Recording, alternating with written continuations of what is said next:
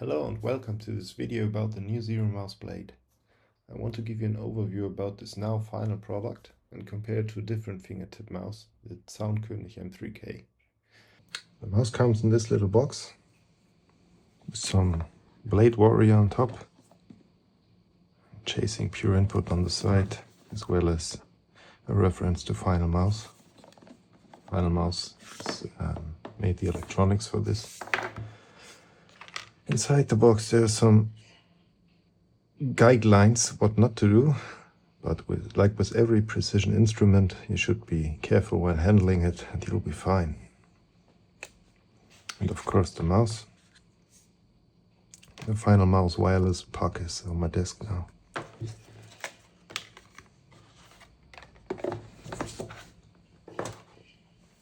So, ZERØMOUSE blade, 3D printed, the very high quality print.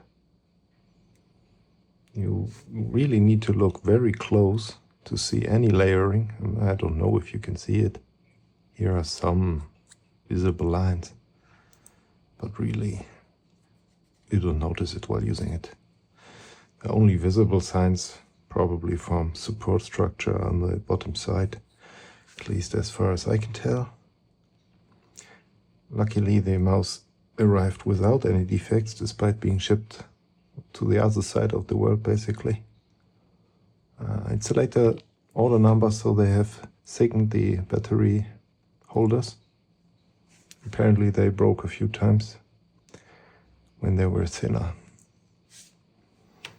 Well, as I said, electronics is from Final Mouse. I think they call it the Falcon module. So you get basically the wireless performance, click latency and battery life of any recent Final Mouse, I think, most likely. Switches are Urano blue shell pink dot. Don't know what encoder that is for the scroll wheel, but it feels very nice. Also the height of the scroll wheel feels good.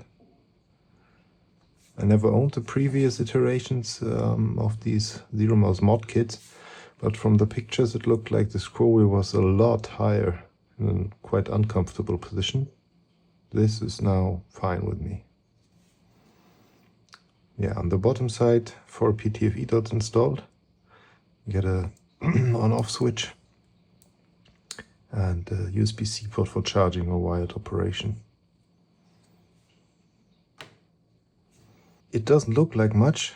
It does look quite fragile, to be honest. If you grip it like you have to when using it, you can squeeze it a lot before this beam here starts to bend.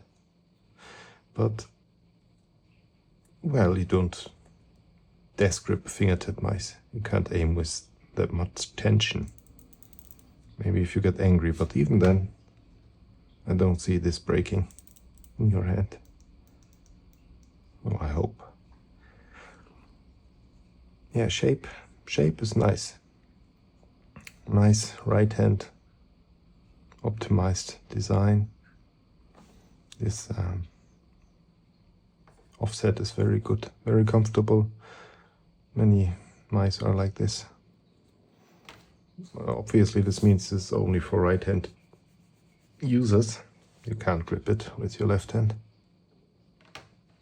But if you're right-handed, it's very comfortable. Very nice to grip, very easy to grip, as you don't have to actually grip it, at least with this hand size. And it attaches to my fingertip somehow. Compared to the Zaunkoenig M3K, this is the high modulus carbon fiber version. This one you have to grip. Yeah, switches have been replaced here with Urano blue shell pink dots as well. The clicks are very tactile, loud and crisp.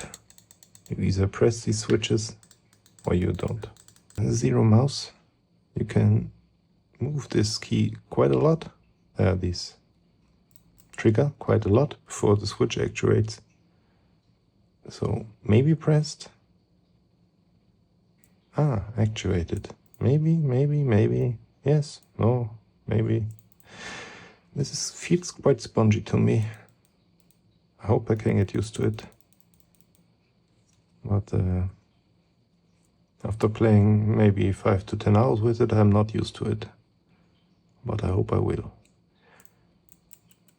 Probably cannot be prevented because the material is quite flexible and this wall is very thin. So everything moves a lot when you press it.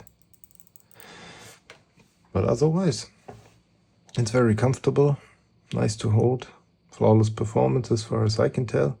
I don't measure anything, but playing with it, everything was fine. One thing I noticed, I didn't notice while using only the Zaunkoenig shape, but in comparison to the ZERØMOUSE, because this is narrower and you have to grip it narrower, at least moves my hand, my arm, my mobility, my range of motion in my wrist is quite limited and jittery. There's not much I can do about it. That certainly does affect tracking for me. With this being wider and more ergonomic, the range of motion is higher, but it's also less jittery, which is good. Let's proceed to some actual gameplay. Just wanted to show you something I noticed. When you do a lot of micro correction with your fingertips, your thumb will move quite a bit forward each time. At least with my hand that's the case. It didn't affect my gameplay in Counter-Strike, but if you play aim trainers a lot, you'll definitely notice this. I never noticed this with the Zaunkoenig shape, but with the blade, you should know about this. Maybe it's just my hand geometry, whatever. I think the thumb rest is angled too far inward. Maybe flatter would be better. I currently play with the pre-installed PTFE dots, but they are way too fast, to be honest, on the glass pad. So I will probably switch to Obsidian Pros soon. They are made from ultra high molecular weight polyethylene, which does give a lot more control and still is smooth. Yeah, quite hard to stop on glass. After using the mouse for a couple of days now, I got a good impression and would like to share my findings. I'll start with the negative aspects first. The most negative thing about this mouse are the triggers. They are feeling quite spongy. Hopefully I can get used to it, but until now I haven't. And also, if you do a lot of micro corrections, your thumb will move off the thumb rest at some point and you will need to regrip the mouse. Aside from that, everything was fine. The mouse looks very good and it feels very good, although it's 3D printed. To my surprise, my wrist range of motion was increased due to this grip style. Never noticed it before. I had no issues with the wireless performance and I don't expect any. For right-hand users, it's quite comfortable. The Zaunkoenig M3K is also an excellent choice for fingertip grip. You get excellent click latency, stable 8 kHz polling rate.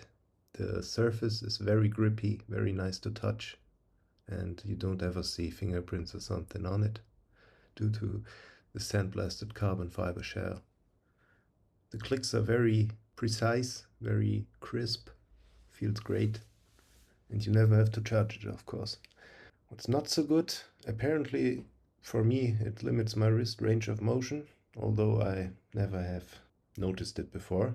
I only noticed while comparing both mice. And the cable, well, while playing you usually do not notice that there is a cable, since it's very thin, flexible and lightweight. But if you do fast flicks, sometimes it can happen that the cable lands on your mouse pad, for example, and you will have to get rid of it. But it almost never happened. I hope this video was helpful. After playing the Zaunkoenig shape for multiple years now, I decided to try something new, and so far I didn't regret it. Bye!